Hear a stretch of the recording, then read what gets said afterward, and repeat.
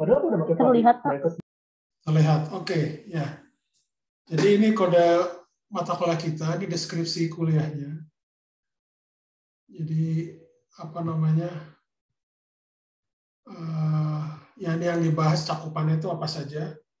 Nanti ada definisi grup, tentang gelanggang atau ring, medan atau field, gitu ya. Dan lain sebagainya.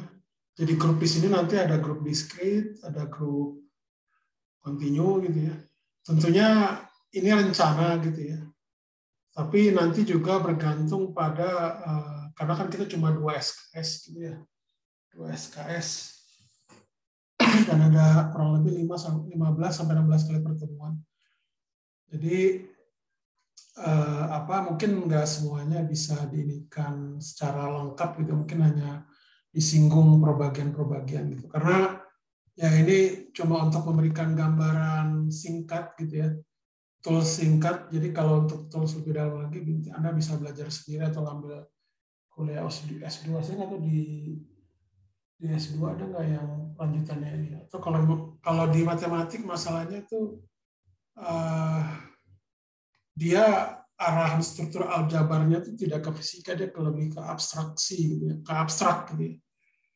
Jadi kita itu biasanya menggunakan grup itu untuk kalau saya pribadi, riset saya itu terkait dengan aplikasi dari grup gitu. Jadi tidak meneliti grup secara murni gitu. Karena itu nanti di bidang matematik. Oke, jadi tujuannya ini. Ya, ini nanti Anda bisa lihat segala macam tujuan khususnya. Nah ini materi acuan ya. Jadi ini yang dibahas di mata kuliah ini. Oke, nanti pustakanya. Jadi ada buku Robert Gilmore. Ini saya sudah pakai sejak saya S1, tapi ini terbitan terbaru ya 2008. Saya lupa terbitan edisi keberapa ini. Jadi ini relatif cukup bagus untuk pengenalan gitu ya. Terus ada ditambah lagi yang Cornwell, tapi Cornwell ini ada 4 buku, tapi yang dipakainya itu yang introduction-nya, bukan yang ada 3 jilid khusus. Jadi introduction tahun 97. Saya nggak tahu apakah ini nanti ada ini. Kemudian ada Rider ya, ini quantum field theory, ini ada sebagian dari bab yang kita pakai. Kemudian ada sebuah paper di archive ya, tentang review ini. Jadi ini biasanya udah murni ke aplikasi, ke field theory tentang soliton segala macam. Dan bahasanya pakai teori grup. Jadi ini kurang lebih 4 pustaka gitu ya. Seperti itu. Kemudian penilaian. Kalau penilaian ini seperti ini kurang lebih untuk sementara ya. Jadi kalau istilahnya Anda setuju, jadi 30% itu angka ujian 1, 35% ujian 2, terus 30% itu PR, kemudian 5% itu angka lain-lain lah ya, keaktifan atau katakanlah ya banyak hal lah ya, seperti ini keaktifan, salah satunya absensi, sering rajin hadir gitu ya, seperti itu. Oke, sampai sini dulu ada pertanyaan nggak? Ini terkait dengan pelaksanaan kuliah. Jadi ini per minggunya, tapi biasanya nanti bisa jadi berubah gitu ya. Ada pertanyaan nggak? Atau ada saran atau apa terkait ini?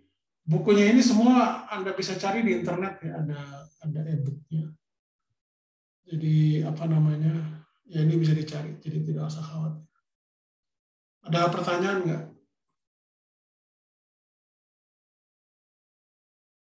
Pertanyaan? Belum ada, Pak. Oh, ada, oke.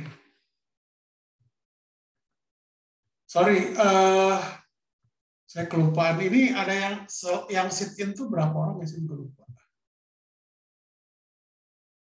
Yang sit-in itu siapa aja sih? Rami itu kan sit-in ya.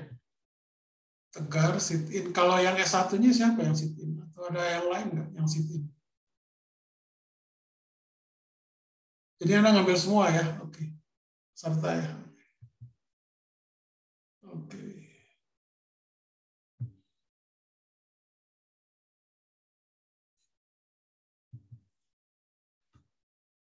Oke, ini sudah terlihat belum?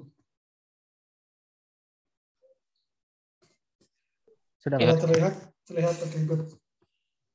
Jadi hal yang mendasar sebenarnya sebelum kita belajar tentang struktur aljabar itu terkait grup dan sejenisnya gitu ya, kayak seperti ring, gelanggang atau katakanlah medan gitu ya. Itu biasa kita mengenal yang disebut namanya himpunan gitu ya. Jadi himpunan itu ada yang disebut namanya semesta gitu ya.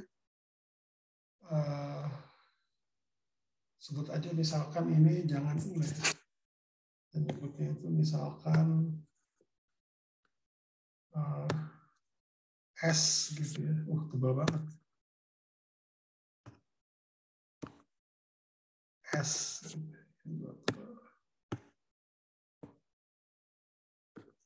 S gitu ya.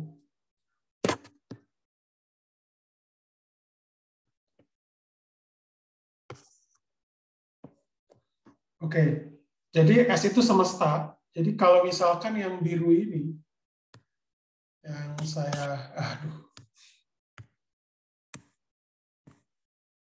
arsip lah kalau ini, kita tersebut O itu adalah himpunan. Himpunan aja, O itu adalah himpunan. Dan biasanya himpunan di sini itu himpunan buka biasanya. O di sini biasanya himpunan buka. Jadi keterangan di sini. Jadi O di sini itu adalah himpunan buka atau open set lah ya gitu. Kita nyebutnya himpunan buka.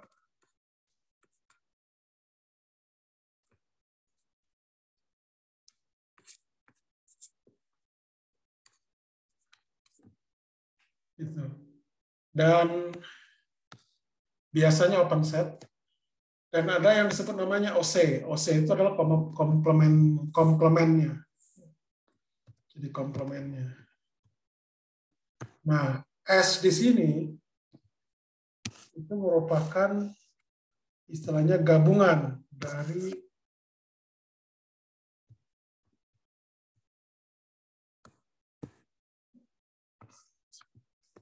O gabungan dengan OC-nya, jadi O komplementer. Jadi tanda U di sini itu adalah operasi gabungan, jadi adalah operasi yang paling primitif dari himpunan. Ada gabungan, kemudian ada lagi irisan. Dan juga ada disebutnya himpunan kosong. Gitu, himpunan kosong. Jadi himpunan kosong itu bisa dikatakan ini adalah irisan antara O dengan O komplement. Jadi ini adalah himpunan kosong. Jadi kalau O digabung dengan himpunan kosong itu adalah O sendiri, begitu juga OC-nya. Kalau diiris, saya lupa. Kalau diiris itu berarti apa? Kalau O diiris dengan himpunan kosong.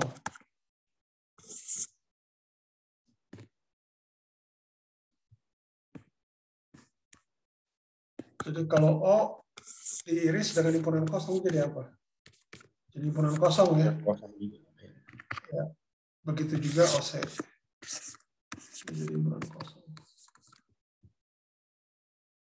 Jadi himpunan kosong itu himpunan yang tidak ada anggotanya.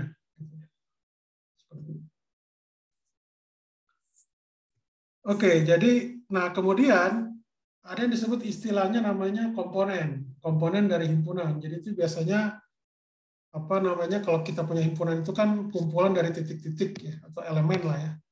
Nah, elemen itu disimbolkan adalah kayak E seperti ini, bukan E sih. Jadi himpunan ini ada yang diskrit, ada yang kontinu gitu misalnya. Kalau yang diskrit itu misalkan himpunan bilangan asli N atau misalkan bilangan bulat Z ya, yang seperti ini. Atau katakanlah himpunan bilangan genap yang kita sebut namanya 2Z. Ya. Min 2, 0, 2, dan seterusnya. Kemudian kalau yang kontinu itu adalah bilangan real.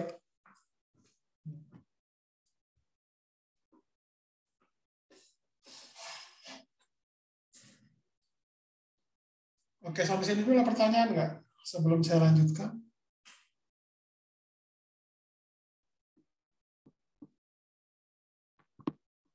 Irisan himpunan itu maksudnya apa ya, Pak? Kenapa? Irisan himpunan. Irisan himpunan, oke. Jadi,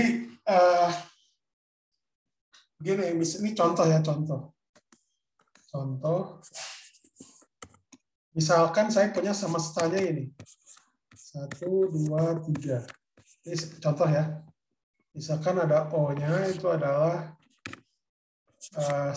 Gitu ya. Jadi kalau OC-nya itu pasti jadi yang selain 1 berarti 2 dan 3. Oke.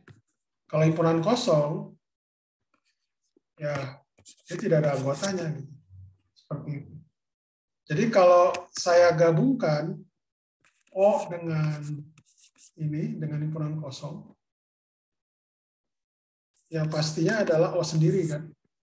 Tapi kalau saya iris, ini adalah apa namanya, himpunan kosong. Jadi kalau istilahnya 1 itu kan bukan merupakan elemen dari himpunan kosong kan, karena ada yang dia kosong. Atau gini, ini contoh yang pertama. Contoh yang kedua misalkan ini. Ini contoh yang kedua.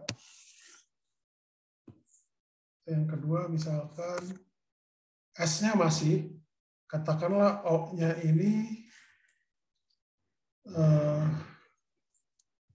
katakanlah 1 dan 2.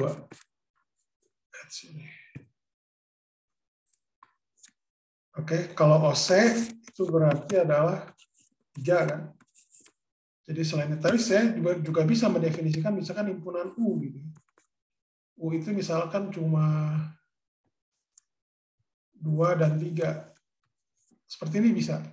Oke, jadi kalau saya iris, O diiris dengan U, artinya adalah himpunan yang merupakan anggota dari O dan U. Ya, berarti ini kan cuma 2. Tapi kalau OC diiris dengan O, ya berarti kosong, karena tidak ada himpunan O yang merupakan komplement, begitu juga sebaliknya. Jadi kalau namanya irisan itu berarti apa istilahnya?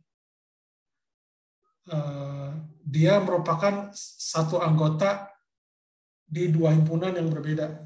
Misalkan seperti itu. Kalau misalkan O digabung dengan U, O digabung dengan U, jadi apa ini? Ya 1, ya tentunya 2, ya 3. Gitu. Jadi 2-nya tidak perlu ditulis 2 kali karena apa istilahnya O diiris dengan, jadi ini adalah S. Gitu. Jadi kalau S diiris dengan O itu pastinya dapatnya 1 dan 2. Begitu. Cukup jelas nggak? Siapa Tegar? Ya, jelas, Pak. Terima kasih, Pak.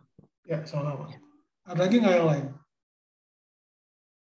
Jadi kalau irisan itu biasanya ada satu anggota yang merupakan kedua himpunan, elemen dari kedua himpunan. Jadi seperti contohnya. Kalau dia itu tidak ada, ya berarti ya kosong. Oke, ada lagi yang lain pertanyaan?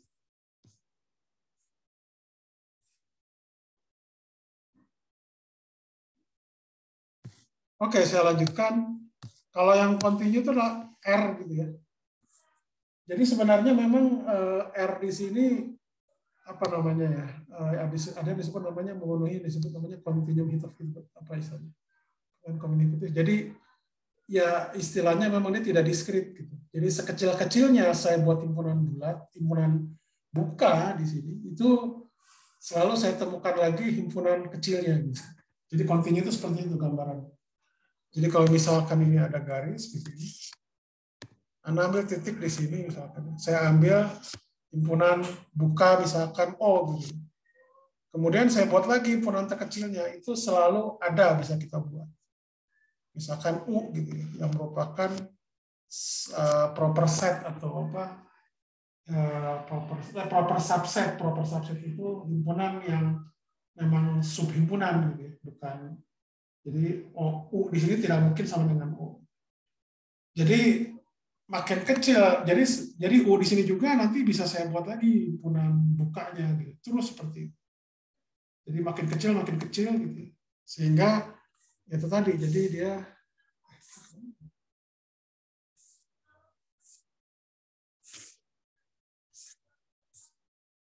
Bentar ya.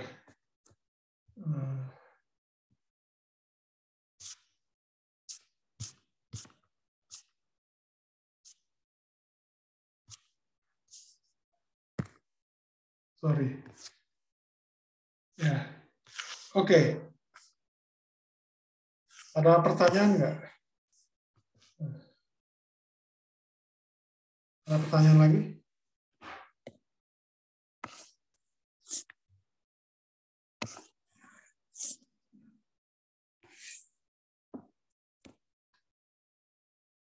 Oke, itu contoh himpunan. Jadi ada yang disebut namanya subhimpunan. Subhimpunan itu adalah P subset dari O, ya, gambarnya seperti ini. Jadi maksudnya P subset dari O ini bisa jadi juga P sama dengan O, gitu. Jadi himpunan itu sendiri. Nah, kalau proper subset atau proper subhimpunan itu selalu dipastikan bahwa P itu proper subset dari O, itu yang ada sama dengan ini. Artinya bahwa tidak mungkin P sama dengan O, gitu ya, seperti itu. Jadi dia memang proper subsetnya. Contohnya misalkan bilangan bulat, proper subsetnya itu adalah bilangan asli, ya. Karena bilangan asli itu dia tidak mungkin bisa sama dengan bilangan bulat, kan, karena bilangan asli kan dari 1, 2, 3 dan seterusnya. Dia tidak mengcover negatif. Sedangkan ini contohnya lagi yang lain, misalkan adalah himpunan bilangan bulat 2Z. Itu pasti selalu proper subset dari Z. Oke, misalkan ini himpunan. Ini kenapa ya?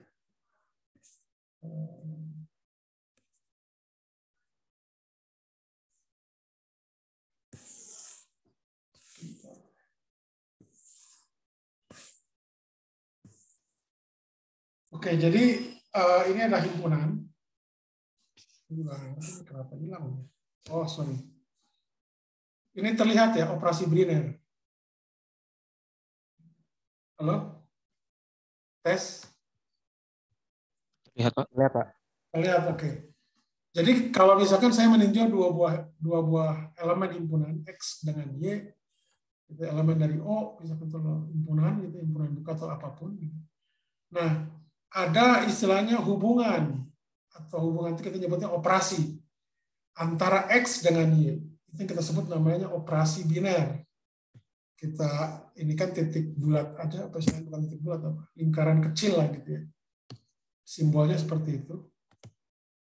Jadi maksudnya operasi biner itu apa? Operasi biner itu adalah ketika X istilahnya dioperasikan secara biner dengan Y, itu merupakan elemen dari O. Ini artinya bahwa sifat closure namanya. Sifat closure. Sifat tertutup namanya.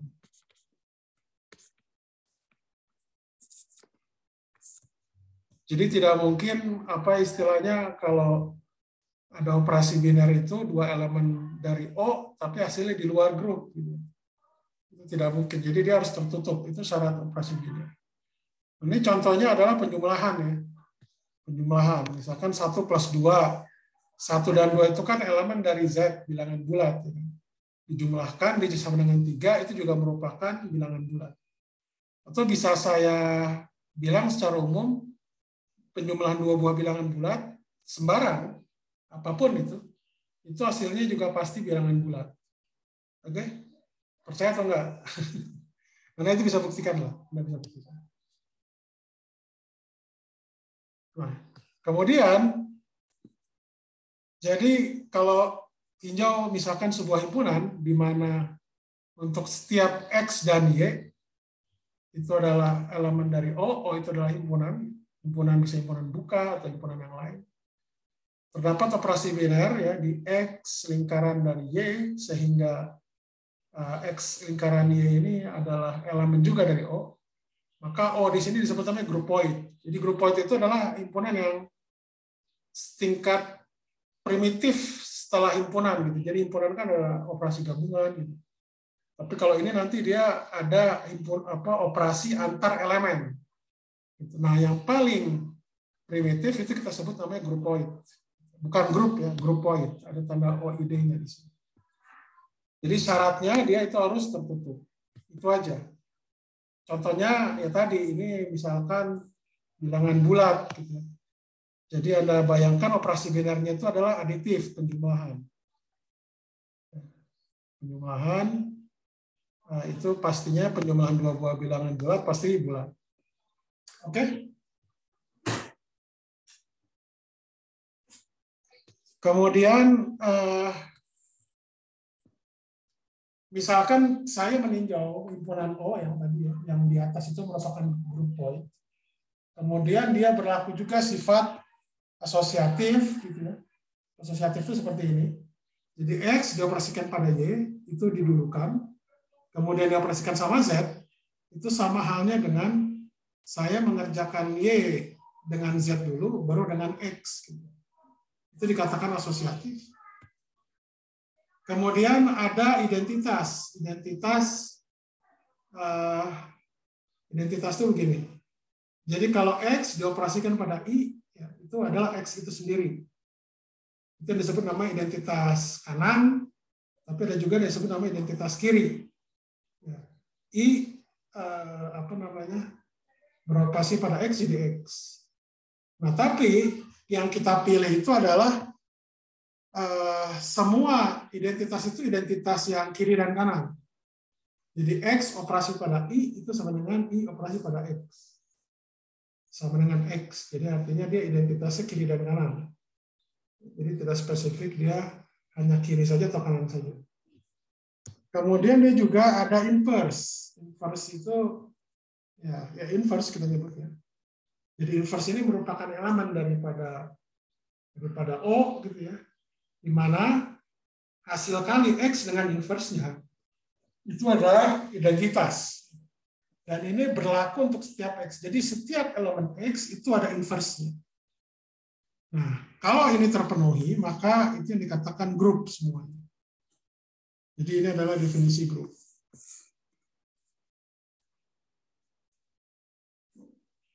Jadi ini adalah yang kita sebut definisi grup ya.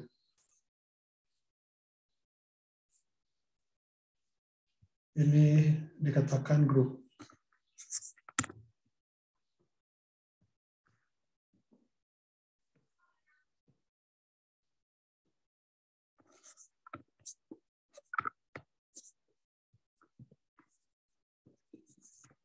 Jadi pasangan O dengan operasi binernya, yaitu yang O ini, kita sebut G, itu adalah grup. Jadi memenuhi 3 sifat di atas. Nah ini contohnya, misalkan tadi, bilangan bulat ya. Nah bilangan bulat itu merupakan, kalau kita operasi binernya itu adalah aditif atau penjumlahan. Ini bisa kita buktikan itu penjumlahan dari dua buah bilangan bulat adalah bulat. Terus pasti dia memenuhi sifat asosiatif. Dan semua elemennya itu mempunyai inverse. Identitasnya ada, ya, identitasnya itu adalah 0 ya. Jadi 0 itu adalah identitas dan inverse-nya itu dirinya sendiri. Ya, seperti itu. Jadi pasangan Z dengan plus ini, itu kita sebut adalah grup aditif. Grup aditif yang disebut namanya grup abelian atau grup komutatif. Ya. Jadi A ditambah B sama dengan B ditambah A. Sampai sini dulu ada pertanyaan nggak sebelum saya lanjutkan? Ada pertanyaan?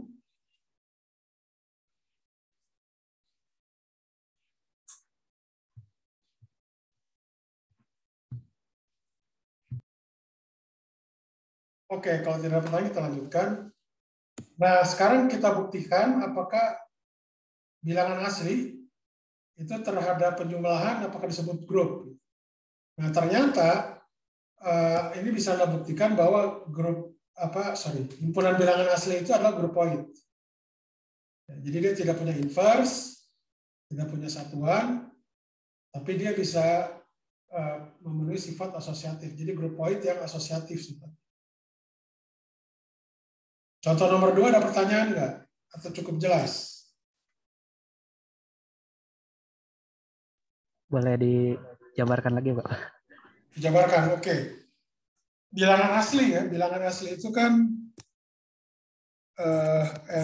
sorry.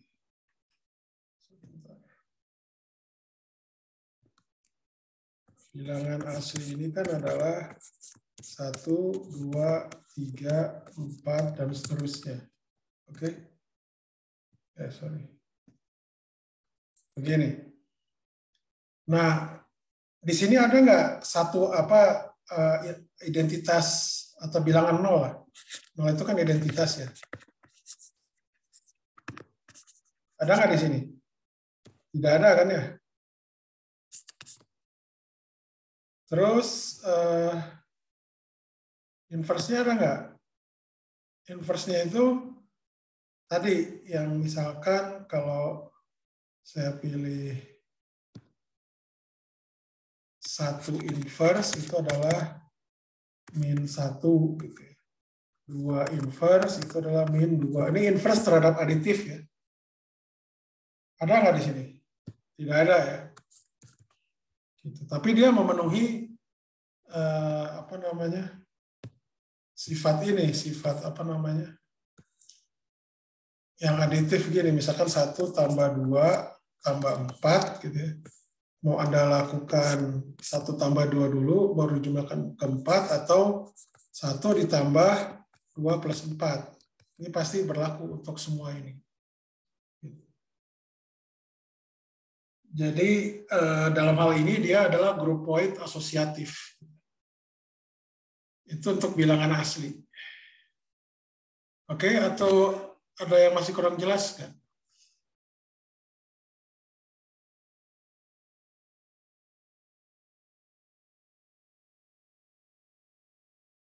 Kemudian himpunan bilangan bulat, himpunan bilangan genap terhadap aditif itu juga membentuk grup. Ya. Coba Anda kerjakan. Ya istilahnya gini, apakah dua buah bilangan genap ya dia membentuk grup terhadap aditif? Jawabannya ya. Kemudian ada lagi yang disebut namanya grup identitas ya. Jadi elemen itu cuma 0. 0 inverse-nya ya 0 sendiri gitu. Ini terhadap penjumlahan, terhadap aditif. Jadi untuk grup 0 ini dengan aditif, dengan penjumlahan aditif, itu dia merupakan grup identitas.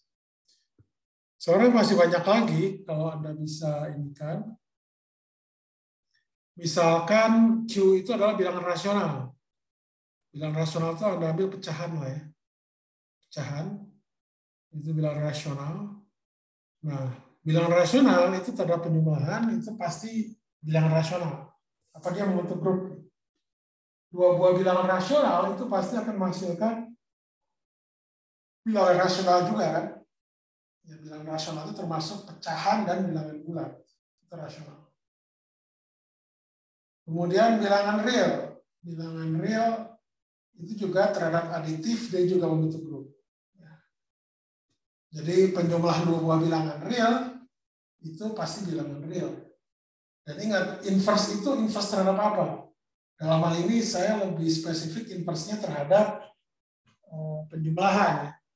Kalau perkalian ya belum tentu. Nanti akan kita lihat. Sampai sini dulu, ini terkait dengan bilangan, contoh-contoh grup, ada pertanyaan nggak? Oh, ada yang kurang jelas. Coba Anda bisa buktikan lah ya, 5 dan 6 ini. Apakah memang betul dia ini? Ya coba satu domain itu Anda coba ya.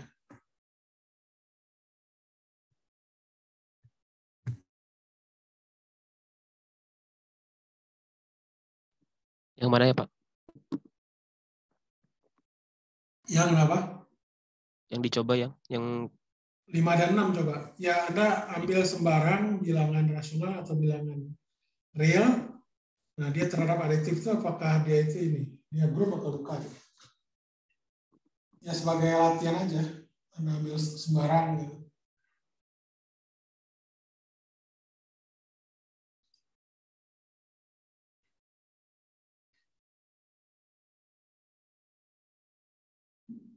Jadi bidang bilangan rasional itu dia ya pecahan dengan bilangan bulat.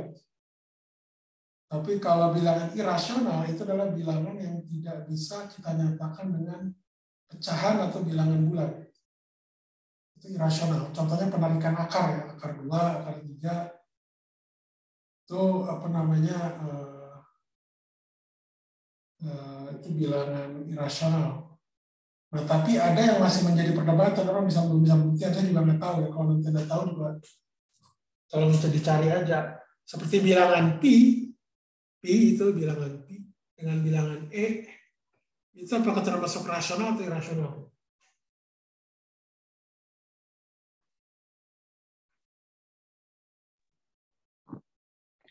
Irasional. Pak. Rasional ya? Irasional. Iya, bilangan pi dengan e itu e natural ya, bilangan natural. Seperti itu bilangan irasional ya. Karena dia istilahnya komanya itu tidak ada batasnya gitu ya. Dan kita tidak bisa menyatakan dia dengan pecahan gitu. Oke, saya rasa cukup ya. Jadi Anda bisa buktikan ini sendiri 1 sampai 2 menit. Kemudian yang paling mudah ya ini matriks. Matriks misalkan ini matriks 2 kali 2. Jadi M 2 kali 2 dalam kurung Z itu adalah himpunan dari MZ. Ya, MZ itu adalah matriks yang 2 kali 2 dan elemen-elemennya itu ada bilangan bulat. Jadi pasangan ini ya M22 M kali 2 ada Z ini terhadap aditif dia membentuk grup, oke?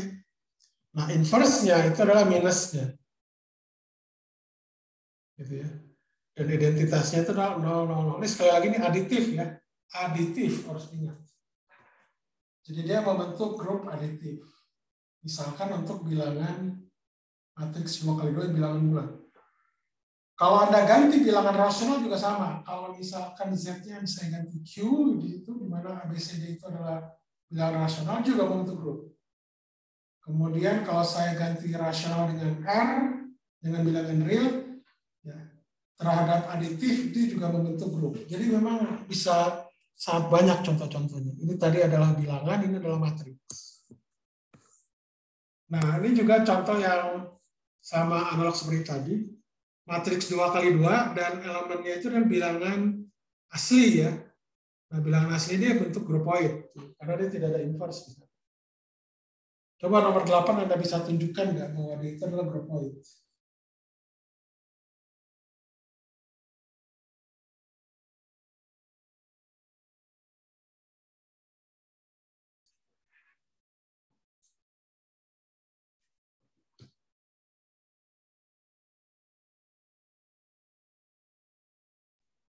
Iya Pak, coba saya jawab Pak.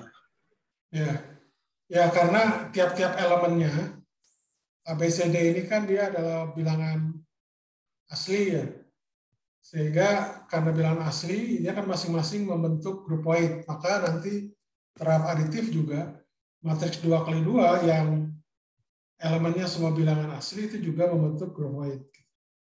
Kurang lebih seperti itu, oke? Ada pertanyaan?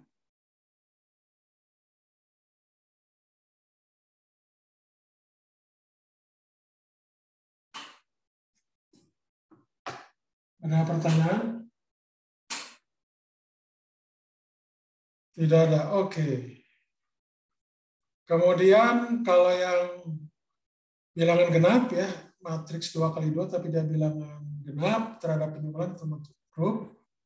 Begitu juga yang real. Oke. Nah ini kalau 2 kali 2 saya extend ya, saya perluas untuk N kali N, maka akan saya dapatkan ini juga membentuk grup. Nah ini buktinya straightforward gitu ya. Apalagi misalkan yang Anda ganti bilangan real gitu ya, Z-nya diganti bilangan real. Terhadap aditif itu juga membentuk grup. Jadi grup aditif ya, ingat grup aditif. bukan grup multiplikatif, bukan. Ini kita masih membahas tentang grup aditif. Jadi kalau Anda coba di sini, grup aditif di sini semua yang 10 contoh ini itu adalah grup abelian ya. Jadi antara matriks ditambah matriks, M1 ditambah M2 itu sama dengan M2 ditambah M1. Ingat ini penjumlahan, bukan perkalian. Oke. Silakan kalau ada pertanyaan ya. Nah, sekarang Anda coba apakah matriks N kali M, di mana N itu tidak sama dengan M, apakah dia termasuk aditif nggak terhadap penjumlahan? Maaf, apakah dia termasuk grup nggak terhadap penjumlahan? Matriks N kali M. Jadi di mana N dengan M-nya tidak sama. Artinya bukan matriks bujur sangkar, tapi matriks persegi lah. Kalau dia itu elemennya, misalkan adalah R gitu. Apakah dia termasuk grup terhadap aditif?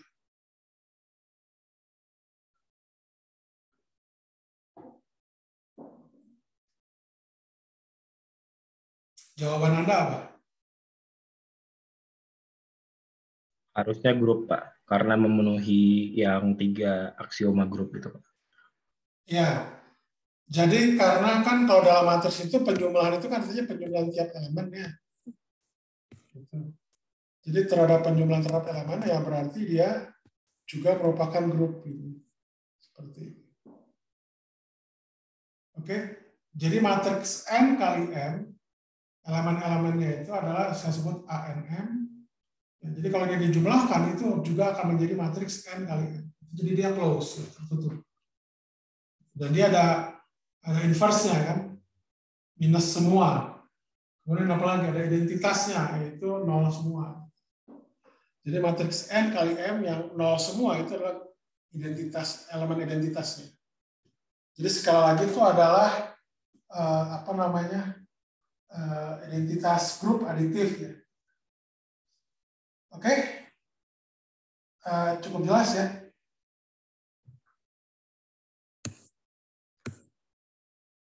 Nah, kemudian ada juga yang kita sebut namanya subgrup, gitu ya. Jadi subgrup itu misalkan OS itu biasanya adalah subgrup dari O, gitu ya. Jadi kalau misalkan GS itu, jadi kalau ini memenuhi maka GS itu merupakan subgrup dari G. Contohnya apa? Misalkan antara bilangan bulat dengan bilangan genap. Bilangan bulat sendiri itu merupakan grup, oke? Terhadap aditif. Ya. Bilangan genap itu juga subgrup kan, itu juga grup terhadap aditif. Tapi bilangan genap ini merupakan subgrup dari bilangan bulat, oke? Sehingga bisa saya katakan bahwa 2Z itu adalah subgrup atau proper subgrup dari Z. Sekali lagi ini terhadap aditif ya, aditif ini. Atau misalkan Anda bandingkan dengan bilangan real. Bilangan real itu sendiri dia apa istilahnya? Itu adalah grup ya terhadap aditif, dan juga Z itu grup terhadap aditif. Tapi Z itu sendiri itu adalah proper subset dari R. Oke. Jadi ketika dia membentuk grup aditif, maka pastinya Z itu akan membentuk proper subgroup ya, dari R. Nah, ini contoh misalkan yang bukan grup ya. Ini contoh aja, ini contoh bukan grup. Jadi elemen apa istilahnya 0,1 gitu ya. Jadi kalau misalkan apa namanya, ini bukan grup, kenapa? Karena pertama yang jelas dia apa namanya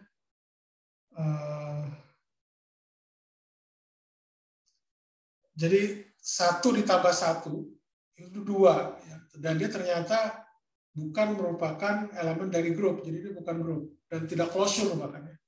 Seperti itu. Ini contoh dari yang bukan grup. Ada pertanyaan?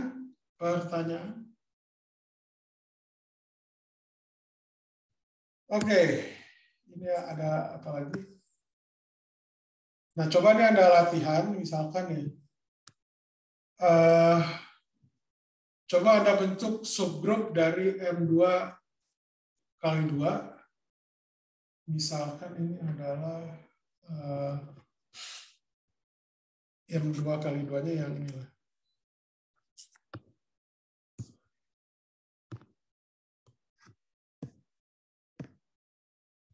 Yang M2 kali 2-nya itu yang Z gitu. Coba ada bentuk subgrupnya itu apa aja di sini? Yang sederhana.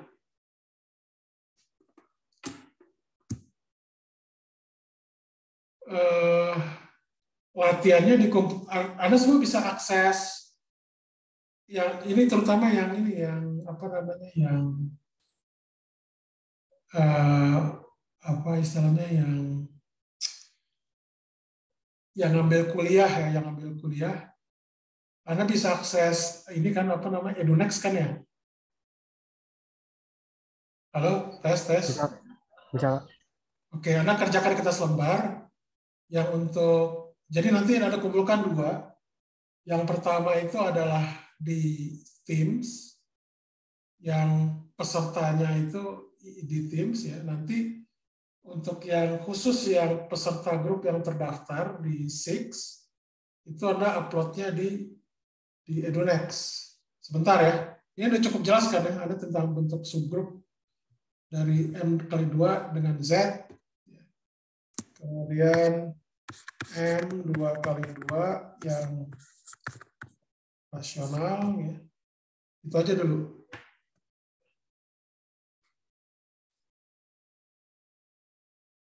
Oke, ini saya stop dulu ya. Saya sebentar.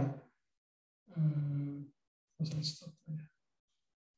Sebentar Pak, saya coba ingin bertanya Pak. Ya. Ini untuk latihannya itu mencari subgrup dari M2 kali 2 Z sama M2 kali 2 bilangan rasional atau? Iya, semuanya.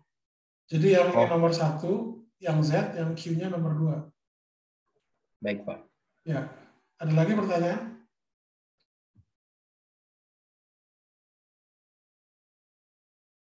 Ada pertanyaan lagi nggak?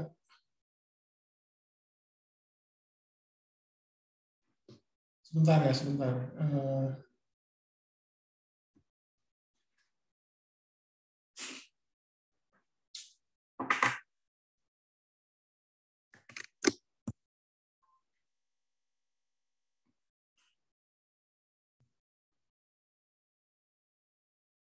Saya masuk ke kuliah sebentar.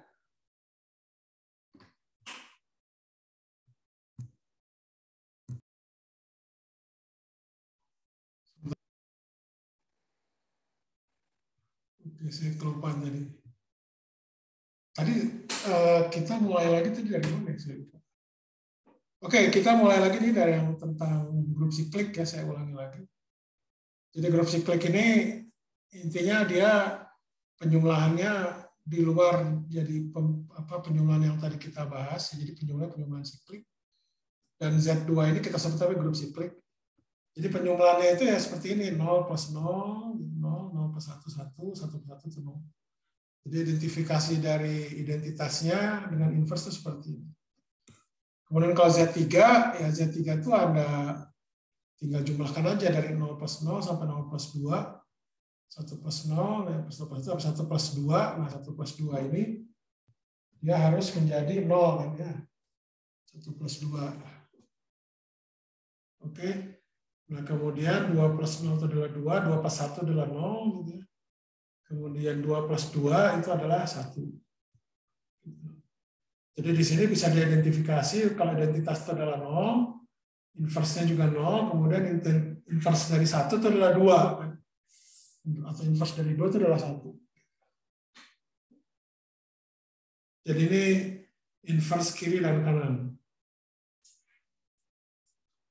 Oke, mungkin sampai sini aja dulu, kecuali kalau ada pertanyaan, silakan. Ada pertanyaan enggak? Catatan tadi apakah di update di Edunext juga atau tidak ya Pak? Nanti saya upload di Edunext aja. Oh iya, terima kasih Pak. Sebentar, kalau yang kemarin tuh udah belum ya? Saya lupa. Ya nanti ini saya ini kan di modul 1 aja. Apa namanya? Terkait dengan SAP dengan itu ya. Dengan apa namanya? Dengan nanti akan Anda ini aja pantau EduNext aja. Nanti saya coba upload di Teams dengan di EduNext. Oke, ada lagi yang lain?